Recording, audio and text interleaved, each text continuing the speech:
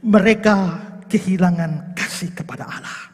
Saudara, pada waktu Paulus menulis surat pertama kali untuk gereja Efesus, mereka masih berkobar-kobar dengan kasih kepada Allah.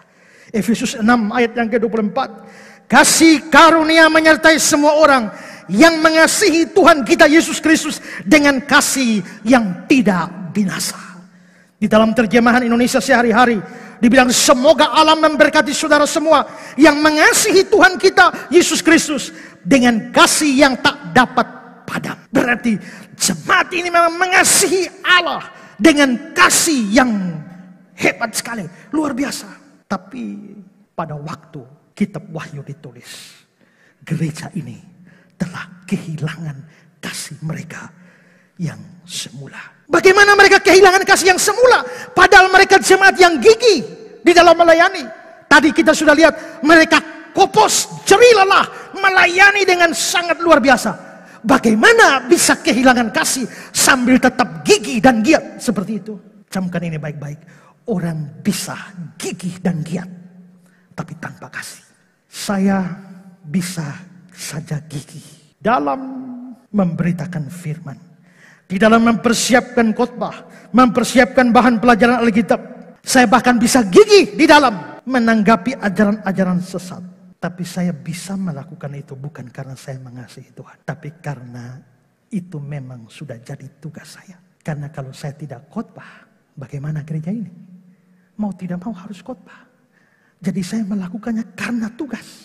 Saya bisa saja gigih di dalam menanggapi ajaran-ajaran yang sesat. Bukan karena saya mengasihi Allah, tapi hanya karena memang hobinya berdebat. Saya bisa menanggapi seadanya ajaran, bukan karena saya mengasihi Allah, tapi hanya supaya subscribernya naik. Berarti orang bisa gigih, tapi kegigihan tidak identik dengan kasih kepada Allah.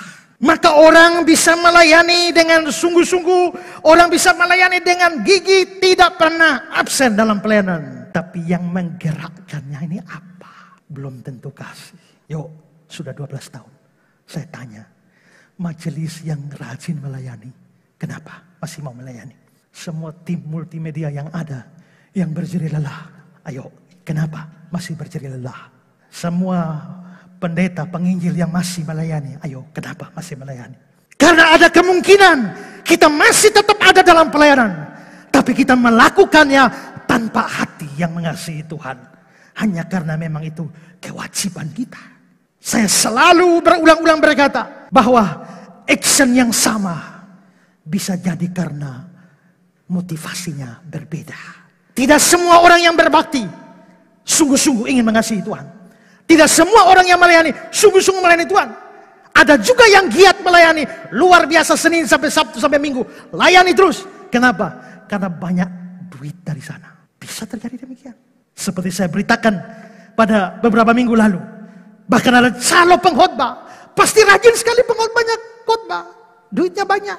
Pertanyaan kita adalah, jikalau kita masih aktif sampai hari ini dalam ikut Tuhan, dalam berbakti, dalam melayani, dalam semua aktivitas agama kita, masihkah itu didorong oleh kasih? Motivasi penting. Motivasi kadang tidak terlihat dari action, karena action bisa menipu, tapi motivasi akan membedakannya. Saya pernah cerita, ada orang yang, beberapa orang bikin lomba lari, yang menang dapat 100.000. Maka mereka siap, 1, 2, 3 lari. Satu bapak lari dengan kencang dan dia keluar sebagai pemenang, dapat 100.000. Dia loncat-loncat. Wah. Mereka bilang, ulang. Babak kedua, lari dengan kencang. Si bapak juga lari kencang. Dia tidak lagi nomor 1 tapi nomor 3. Tapi tidak dapat duit. Tapi dia, wah, loncat-loncat. Ulang, babak ketiga. Babak ketiga semua lari. Si bapak juga lari tapi kelelahan. Semua masuk. Bapak paling belakang. Setelah bapak paling belakang, paling kekorek. Tapi bapak, wah, orang heran. Bapak ini juara 1 loncat-loncat. Juara 3 loncat-loncat. Kakorek juga loncat. Tidak dapat apa-apa juga loncat. Kenapa? Ya karena saya lari bukan untuk cari duit. Karena saya lari bukan untuk menang. Terus bapak lari untuk apa? Saya lari karena saya mau olahraga.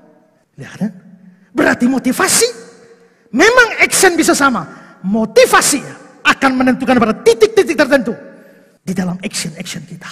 Tanya, masihkah hati yang mengasihi Allah berkobar-kobar di hati kita di dalam melakukan semua pelayanan kita? Kabar sukacita bagi saudara-saudara yang ada di kota Surabaya dan sekitarnya.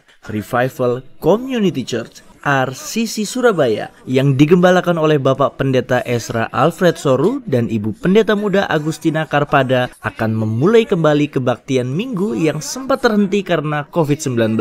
Kebaktian perdana 2023 ini akan dilaksanakan pada hari Minggu 29 Januari pada pukul 9.00 waktu Indonesia Barat dan berlokasi di Zoom Hotel Dharma Husada, Jalan Dharma Husada Blok A3 nomor 188 Mojo, Kecamatan Gubeng, Surabaya. Bagi simpatisan Revival yang ada di Surabaya, mari bergabung dalam kebaktian ini. Dan bagi saudara yang ada di luar Surabaya, mohon bantuan untuk menyampaikan informasi dan undangan ini kepada keluarga, sahabat, dan kenalan yang berada di Surabaya. Untuk informasi selanjutnya, silakan hubungi Pendeta Muda Agustina Karpada via WhatsApp di nomor yang tertera. Tuhan Yesus memberkati. Rek ayo rek, melaku-melaku nyang tunjungan.